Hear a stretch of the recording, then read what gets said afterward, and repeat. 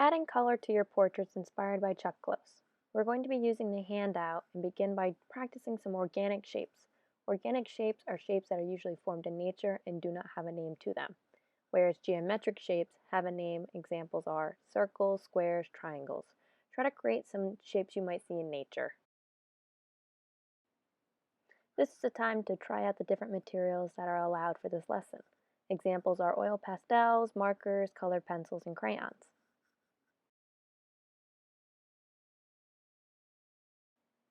I'm going to start with purple marker and do this organic shape that I'm going to call kidney bean.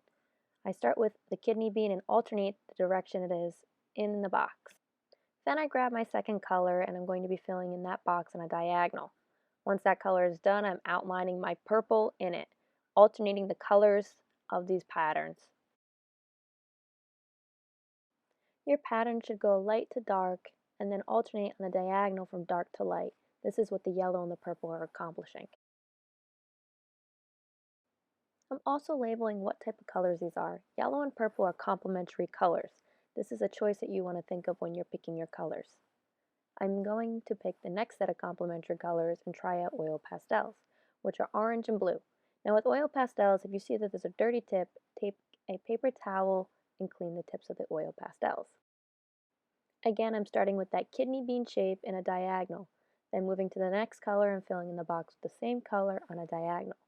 The pattern for this box will be orange, blue, orange, and then blue, orange, blue. These are only two colored patterns.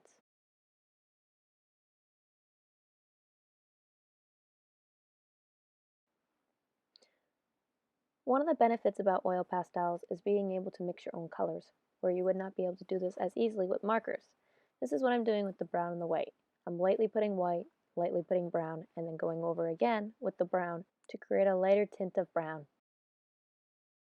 This worksheet is where you should be doing your brainstorming of how you're going to add the colors to your portrait, so that when you go to add the colors, you have a plan and know what you need to do. When doing a pattern with 3 different colors, it starts similarly with that same organic shape.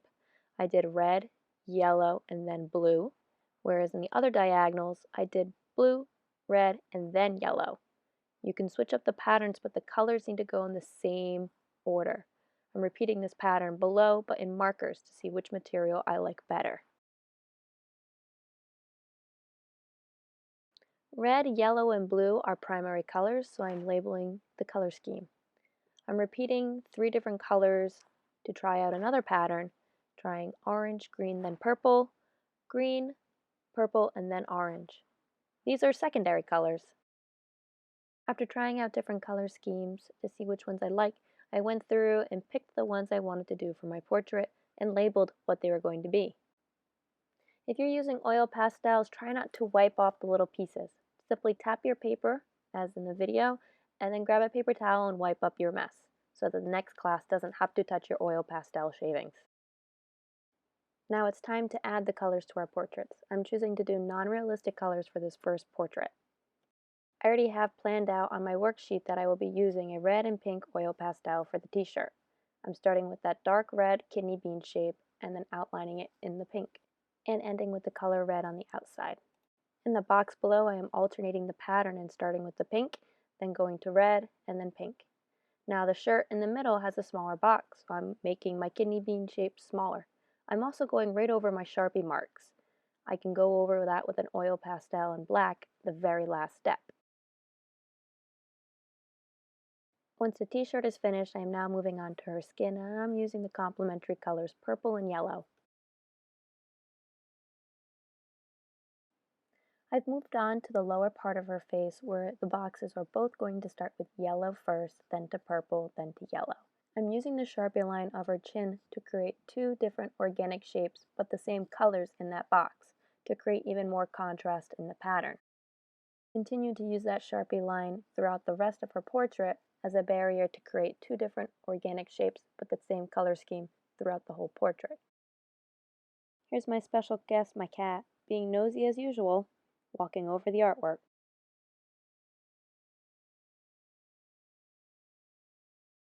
Once done with her skin, I'm moving on to her hair, again using complementary colors red and green. I include her eyebrows as part of the hair. If you have somebody that's bald, you might just only have to do their eyebrows for hair. And then for my background, I'm using a pattern of 3 different colors. If there's a small area that cannot fit a pattern, or small features like the pupils of the eyes or the lips could be filled in with one color. I know that oil pastels cannot be sharpened down to the fine point of a colored pencil, so I will allow for those small details to be filled in. This portrait is going to be done in realistic colors with colored pencil. However, you can use markers or crayons. Again, that brainstorming sheet is where you're figuring out what color schemes you're going to be using and where they're going to be going on your portrait, labeling skin, hair, clothing, and background.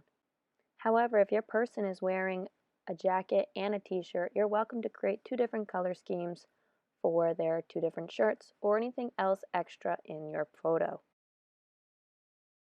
I'm going to begin by taking my ruler and actually making smaller boxes on this portrait.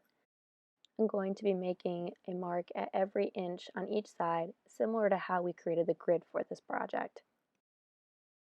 This will allow for greater contrast between my colors of the areas of my hair, skin, clothing, and background, and any other extra features you have.